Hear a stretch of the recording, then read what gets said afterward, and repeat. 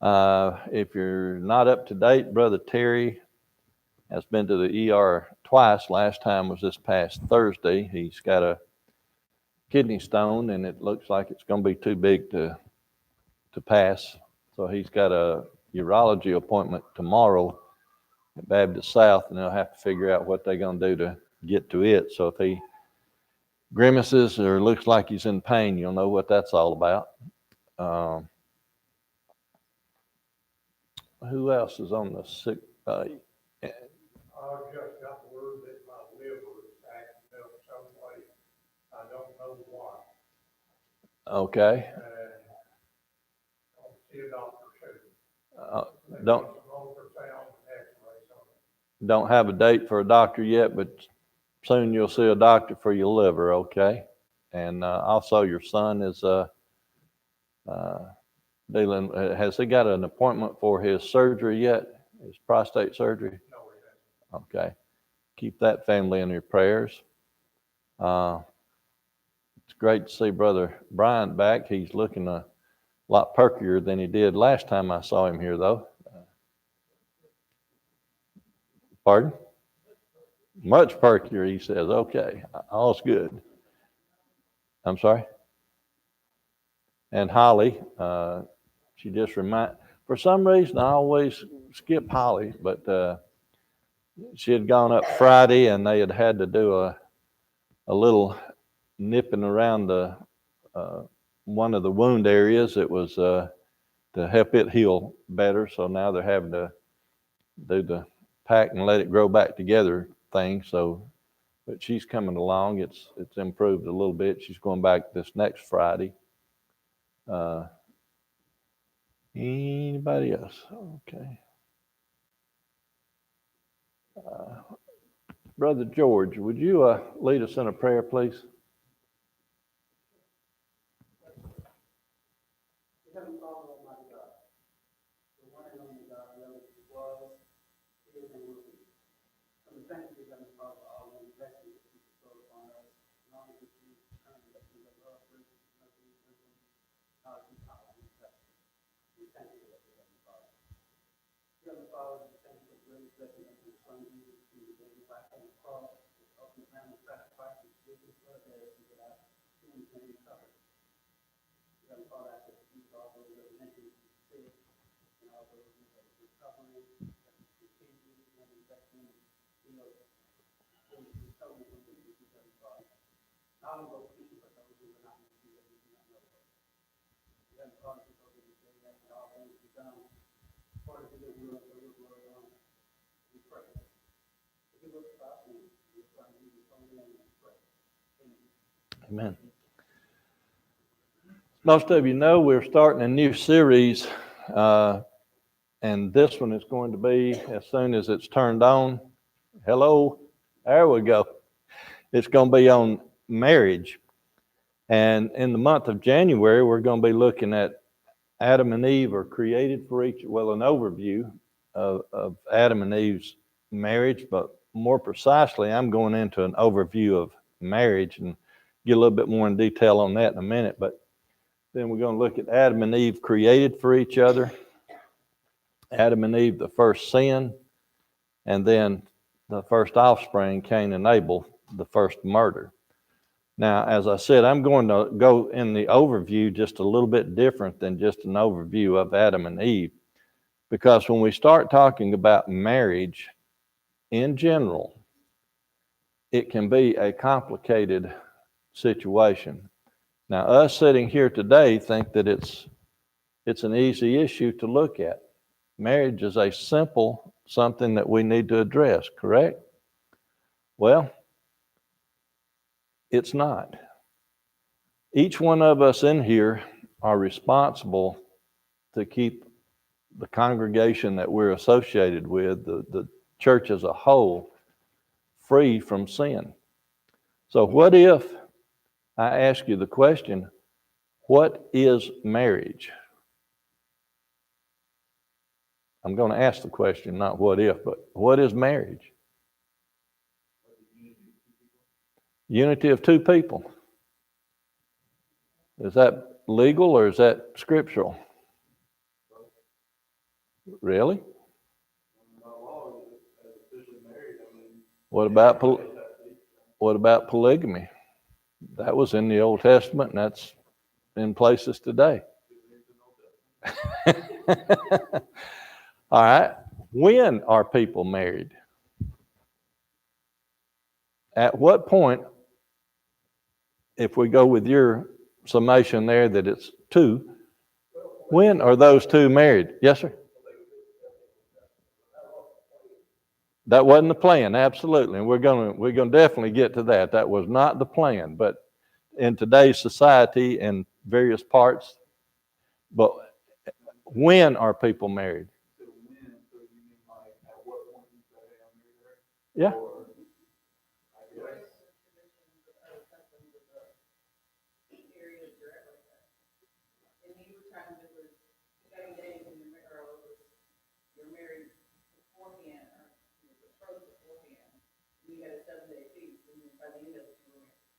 Okay, and that betrothal could happen years before or up to, but they would 15 minutes in the courthouse. Okay, place yourself in this situation. And I personally know someone that married their first cousin.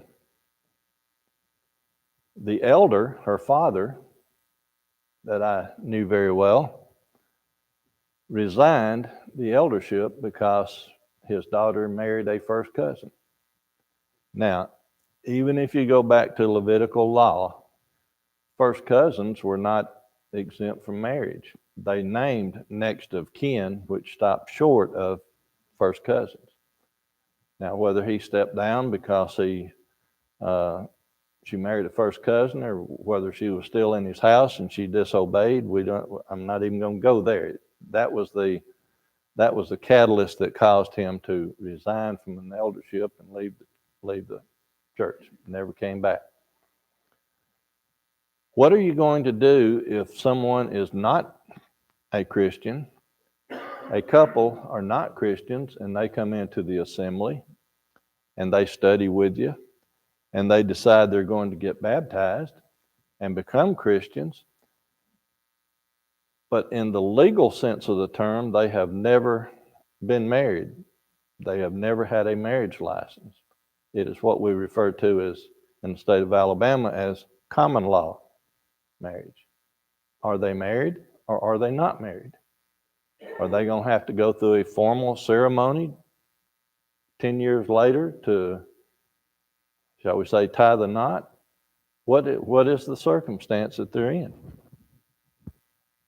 Well, I guess it's more or less of a, I'm not saying mutual agreement, but if, like I said, I know somebody, they've been together 15 years, but they're not married. Neither one of them are Marine, but they live together, they have children together, everything. So, but he still calls her his wife, and she's her husband. So they've never had a marriage license. Are they married? Again, it's mutual agreement, so legally, no. Mutual agreement, legally no? Whoa. By common law they are, so that would be legal. How are they filing their income tax? See, we've got an accountant over here that can help me out.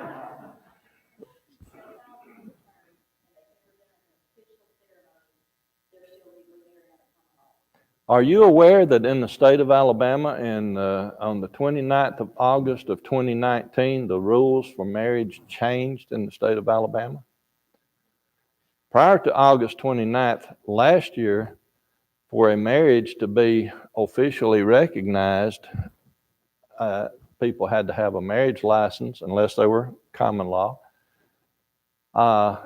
But not only did they have to have a marriage license and it be filed at probate, but they had to solemnize the marriage.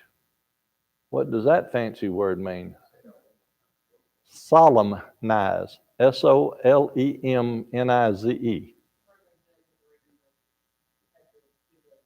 There had to be an official ceremony, whether it be a minister or some clergy, some state official that was was recognized, it had to be a ceremony performed and then the document signed and filed. Well, after the 29th, or starting the 29th of August last year, no ceremonies required. No license required.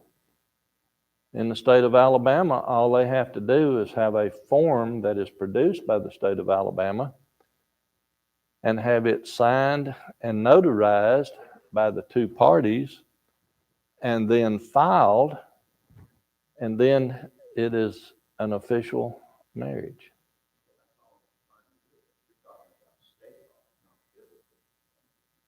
That's correct, and we're going to work it. That's right. We're going to get back to that, but I'm starting on this end to back into it to show you how man has manipulated it and messed it up big time. Sorry? Man's good at that. Do you know the reason that Alabama changed that law?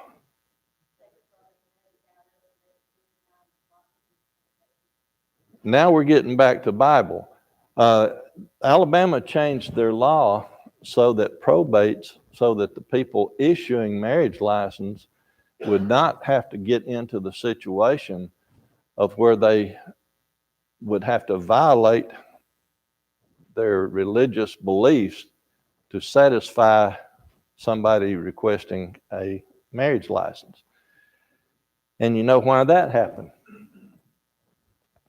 That happened all because in 2015, the United States Supreme Court, in a landmark decision of Obergefell versus Hodges, in a 5-4 decision, stated that the fundamental right to marry is guaranteed to same-sex couples by both the Due Process Clause and the Equal Protection Clause of the 14th Amendment of the U.S. Constitution. Now, getting back to what Jeff says, they made a mistake when they made that law.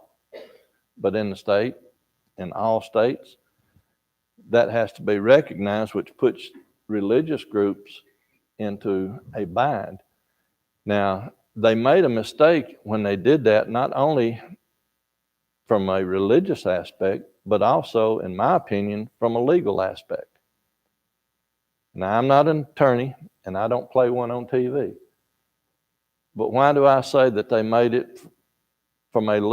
mistake from a legal standpoint? Exactly what does the 14th Amendment say? All persons born or naturalized in the United States and subject to the jurisdiction thereof are citizens of the United States and of the state wherein they reside. No state shall make or enforce any law which shall abridge the privileges or immunities of citizens of the United States, nor shall any state deprive any person of life, liberty, or property without due process of law, nor deny to any person within its jurisdiction the equal protection of the laws. That is Section 1 of Article 14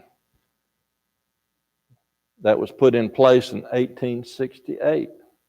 And it was put in place immediately after the war between the states to protect the rights basically of those that had been slaves, to put them into equal standing with everybody else in the United States. This clause, this amendment, has zero comment about marriage. Nowhere in the Constitution to this point do we have anything about marriage. So they used the 14th Amendment, those two, without due process of law and without equal protection of the law. They played some mental gymnastics to bring this clause in so that they could do what they wanted to in a 5-4 decision. So in essence, one person that was appointed a judge in the Supreme Court changed the laws for over 300 million people. Now, the rest of the there are four other amendments, or four other sections to this amendment that we're not going to go through except very briefly. Section 2 deals with representatives to Congress. Section 3 deals with the requirements of people holding office. Section 4 deals with settling debts. Section 5, though, says that the Congress shall have the power to enforce by appropriate legislation the provisions of this article. Takes the Supreme Court out of the picture and puts the Congress in place. Now, do you know what happened in 1996 dealing specifically with marriage with Congress? Have you ever heard of the DOMA Act? DOMA, D-O-M-A? It's called the Defense of Marriage Act. It was passed by the House, it was passed by the Senate, and it was signed into legislation by Bill Clinton, President Clinton, in 1996. And what it said was that marriage was one man, one woman. Now, the first time Congress, in essence, recognized marriage was in 1913. And it had nothing to do with any amendment. Well, it had to do with the 16th Amendment. But the 16th Amendment was that they could get property, not property tax, but income tax. They changed the IRS system to income tax. And the Revenue Act of 1913 put the table out that recognized single households and married households. So when the Supreme Court in 2015 went all the way back to 1886 to extract two statements out of there that had nothing to do with the subject at hand, in my opinion, it was not legal, it was not ethical, and it certainly wasn't by the Bible, as Jeff keeps pointing out. Now, the other thing is, for the past 500 years or so, most of the tradition of marriage comes out of Europe, which we in the United States adhere to a lot of. But there were three types of marriage. There was the legal, the religious, and the social. Now, the social is what we call the common law. The religious was when they went before priests or ministers or somebody in a religious body to be married. And legal was when they went before somebody at the state that was in the position, a judge, a probator, or something like that.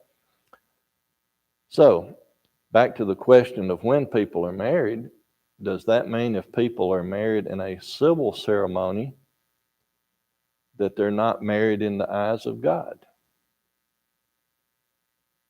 At what point are people married?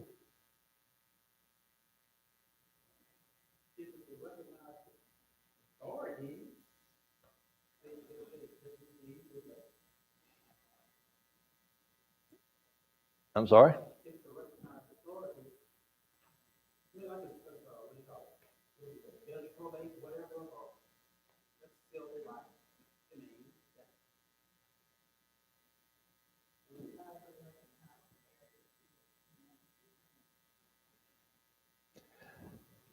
See, that's the legal hang-up, but till we get all the way back to the Bible, till we really get to an overview of the Bible part. Because even though the state might recognize it, God doesn't necessarily recognize it. If they're legal in all other aspects, then God recognizes legal marriage, would he not? But at what point? Mm-hmm. So, I forgot where I am. Okay, if we go to Genesis, maybe this will help us out. If we go to Genesis chapter 29, and no, that's not where I wanted to go quite yet, so let me back off of that. There's a lot of people that get married in the Bible, and we can start with Adam and Eve, which we are going to do, and we'll work our way all the way through. But you see, nowhere in the Bible does it talk about any ceremony?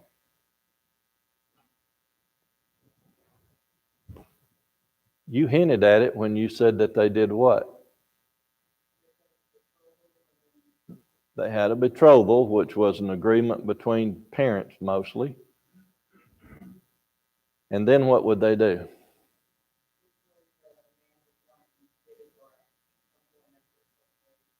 And take her where? And do what? Don't get graphic, but do what? They would have a party, and the party would last up to 7 days. We've got some scripture references on the length of parties and all. But the only thing in the Bible that talks about, if we look at Adam and Eve were made for each other and they were married. They called each other husband and wife. When we get down to chapters Genesis 29 and 21 through 22, what happened with Jacob when he married Leah? It doesn't say there was an official ceremony. What did he do? He went into a dark tent. The next morning he said, Laban, you lied to me. I wanted Rachel. This is Leah. This is not the one I bargained for. But what happened? He was still married to Leah. He still had to work another 7 years to get the one he wanted, Rachel. Jesus attending the wedding at Cana. What happened there in John 2 and verse 1? The third day, there was a marriage in Cana of Galilee, and the mother of Jesus was there. The third day, if we go back to Judges, and that's where Sister Mong was talking about, in Judges 14 and 12, and Samson said unto them, I will now put forth a riddle unto you. If you can certainly declare it me within the 7 days of the feast and find it out, then I will give you 30 sheets and 30 changes of garments. So, not up to date. So the only mention in Scripture is that there was an agreement between parties,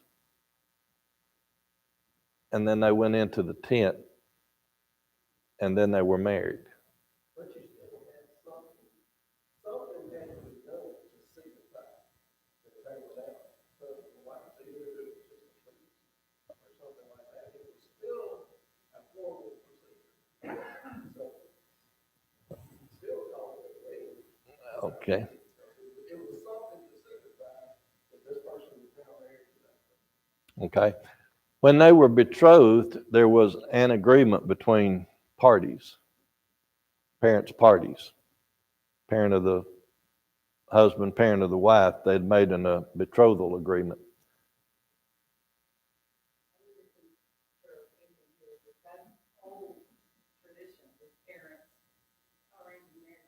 That's old tradition. Yeah.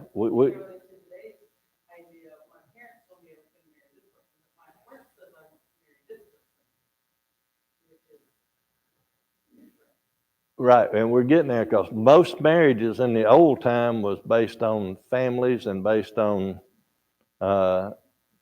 even going into England, France, Spain, and all. They were marriages of convenience for, if you marry this, if an English king marries a Spanish queen, then Spain and England won't have a fight. So those were the agreements.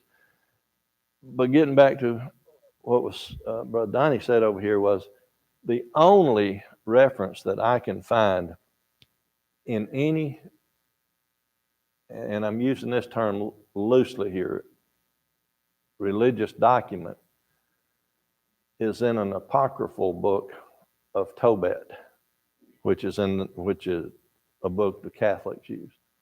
And what it says is the father put the daughter's hand into the man she was going to marry and wrote out a contract. So there had to be something formal. We just don't know what it was.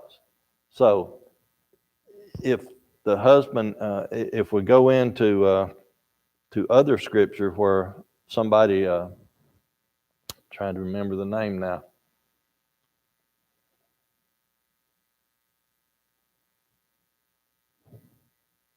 The father sent back to the homeland, didn't want his son to marry a Canaanite, brought one back, and they went into the mother's tent and they were married. Isaac, they transferred some goods. They made an arrangement, a formal arrangement with the parents, and brought them back, and they went in and they were married. So, oh, absolutely. Absolutely. So, it's, I guess the point I'm trying to get at is it's not just the formal ceremony that makes somebody married. If we look at the Bible, it's when they become one. And what is required to become one? It's one, they have to have an agreement, because if you go back and look at the Old Testament, how many times did men go into harlots? Well, they didn't want that harlot to be a wife. They didn't call them a wife or anything else. Even look at kings. They had their wives, they had their concubines. So it's not just one thing or the other. The way I look at it is when, in the Bible sense, it's when a man and a woman commit to each other and join, then they are one and they're married in the eyes of God. That could be with or without a formal ceremony. It could be just based on a formal agreement or anything else. But there's a few words as we go through in the Old Testament and look at things. There's a few words that we're going to look at that monogamy. That should be an easy word to understand. Mono means what? One. In a marriage, there's one of each. Then there is polygamy, poly. What does that mean? Many, multiples. In polygamy, it can be, in the strictest definition of the word, it can be a man with multiple wives, it can be a woman with multiple husbands, or it could be group. There are such things in the world, not legally in America, but another word, or the one that specifically defines a woman with multiple husbands, is polyandry. In the Old Testament, we will also find where there were people that were married that were exonomy. What does that mean?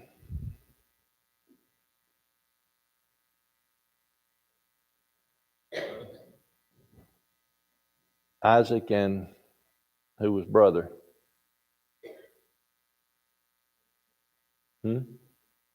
Ishmael. Who did Ishmael marry? He married outside. He went back and married an Egyptian. Exonomy means that they marry outside the family, outside the clan. Endogamy, they sent for a person of the clan, a person of the tribe. So endogamy means that they marry within a certain family group.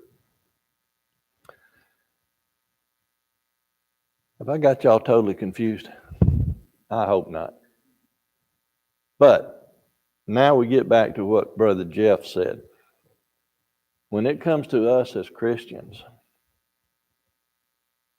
the Bible tells us that we must obey all laws, all government laws. If we're going to be good Christians, we have to follow all government laws. Is that correct? As long as they don't go against God's laws. If they go against God's laws, as is current situation dealing with marriage in the United States, what are we to do? Pardon? Not adhere to it. We are to obey God's law. If we go back into Acts 4:18, the priest, now you say, well, the priest wasn't in charge. They were priests. That was a religious body. However, in the first century, when we're talking about right here, the priest had rule and reign and control over their immediate territory within certain parameters. They couldn't do certain things based on Roman law, but the Romans left them to run Jerusalem as long as they didn't overstep their boundaries. So in essence, they are under control here. And they say that in verse 18, the priest called them in and said, and commanded them not to speak at all nor teach in the name of Jesus. Verse 19, Peter and John answered and said unto them, whether it be right in the sight of God to hearken unto you more than God, you judge. And then when we get down to chapter 5, verse 27 through 29, and when they had brought them in, they set them before the council, and the high priest asked them, saying, did not we straitly command you that you should not teach this in this name? And behold, ye have filled Jerusalem with your doctrine, and intend to bring this man's blood upon us. And then particularly Acts 29, 5 and 29, then Peter and the other apostles answered and said, we ought to obey God rather than men. Now, I know all of you are aware that we stream our services every day. I have just violated federal law. I have spoken against the Supreme Court's decision that okayed marriage between homosexuals. Who in here is going to step up and take my place if they come and take me to jail? Are you going to acquiesce to the government? Or are you going to stand tall, as Ephesians tells us, and put on the whole armor? And are you going to stand against what we would consider the wiles of the devil and making pronouncements and judgments against the Bible? And you see, it doesn't, let me tell you just how prolific it's getting. If you've been watching the news yesterday, day before, the Methodist Church is having their conclave, their get-together. The Methodist Church, which is the fourth or fifth largest religious body in the world, is about to split over this very subject. They are about to have their more moderate group of Methodists who accept homosexual marriage, accept homosexuals into the bishopry and their preaching. And then there will be their traditional Methodists who adhere to the Bible. So, Brother Jeff, I certainly appreciate your comment there that regardless of what the world does, we need to stick to the Bible. But personally, I feel that this is something that we all need to know in general because it is so prevalent and it's coming after all of us. Yes, sir. Good day.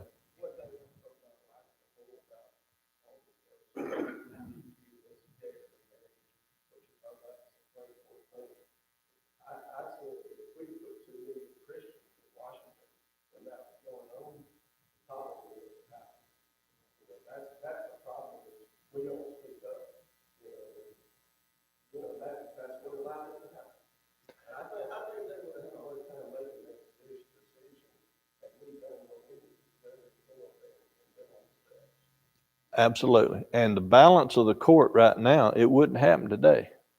The balance of the court has changed. 2015, the balance. Now, the Supreme Court is supposed to be, notice I use that word very loosely, supposed to be non-political. But it is totally political. I don't care what topic you come up with when it deals with the First Amendment or the Second Amendment that they are arguing over. I can tell you which way it was going to go, and I can tell you which way it's going to go now, and who's going to vote for what. Because I assure you, right now, there are 4 people up there that regardless of the issue, they're going to take the most liberal side of the show that they can take. And there's 4 that are going to take a conservative view. We've got one that's very wobbly. You never know what he's going to do. But a few years back in 2015 when this happened, the balance was the other way. So you are 100% right. If we, and it amazes me how that we can have Congress with 11 and 12% approval rating get reelected. How is it that somebody that has a 98% disapproval rating can be put back into the same office? It's because we are not doing what we need to do. Yes, sir. Okay. I mean, seriously, how many voters out there ever read the congressional record? You know, you sit there and say, hey, he's a good old boy, he's gonna vote just like I want him to. Maybe not. Or maybe, okay, this one I expect to vote this way. Or, I mean, when, you know what happens. I mean, when somebody doesn't want to sit there and vote for something, you know, one way or the other, make the folks back home, man, they just sit up there and they say, well, how are we standing on this? Oh, it's gonna pass. Okay, well, I'll abstain, I won't be there, whatever. They do, you know, they do it all the time. But nobody knows how their representatives vote because most people don't stand. I have 3 words that I use to describe almost all the politicians.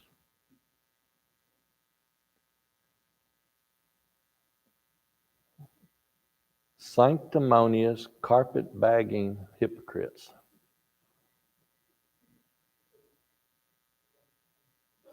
I'm sorry?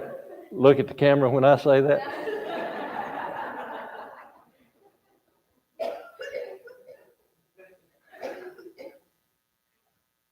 Okay, I'm off my soapbox. Who else has got something to say? Okay.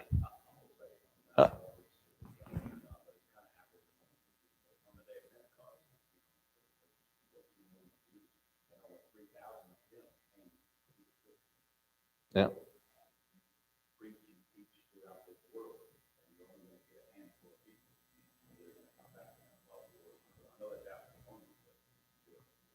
We're always going to be at a disadvantage. Look what happened when Jesus went to the tomb to raise Lazarus. There were people there.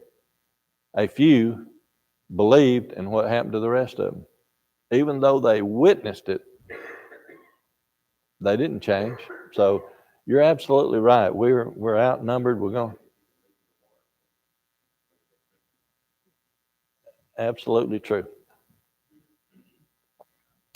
So, to understand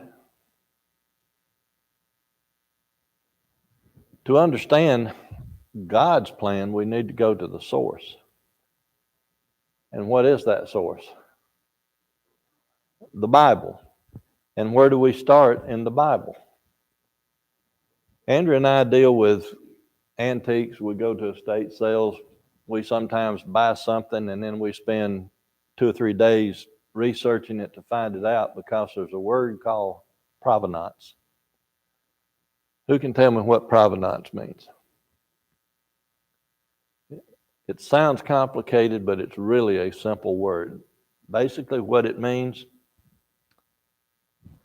is that you can find the place of origin or the earliest known history of something. And that's where the value is. If you can find the provenance of something, for instance, a few years or so back, I was at an auction and I bought a sword. It was engraved. I got it for a fairly decent price because it didn't look like it was the real thing. But there was one thing there that made me think, this is genuine. It had a piece of cloth that was ragged, worn, and would be used for a covering. That's not on imitation. But I bought it, brought it home, and did my research. Come find out it was the real thing. It was a Knights Templar sword with name. Could trace back the manufacturer. That was real ivory on the handle and not plastic. So I put what I thought was an exorbitant price on it, put it over at my booth, so it would be a draw, get people in to look at other things, you know. Sword didn't stay there a month till it sold. If I had not done my research and gone back to the provenance of it, to find out the original of it, I would have lost a lot of money on it because I would have sold it for just a little bit more than I bought it for. So when we get down to a subject like marriage, we need to go back to the original. We need to go back and find out exactly what God's plan was, and what God considers a marriage to be, and what takes place in marriages. And by doing that, we go back to Adam and Eve.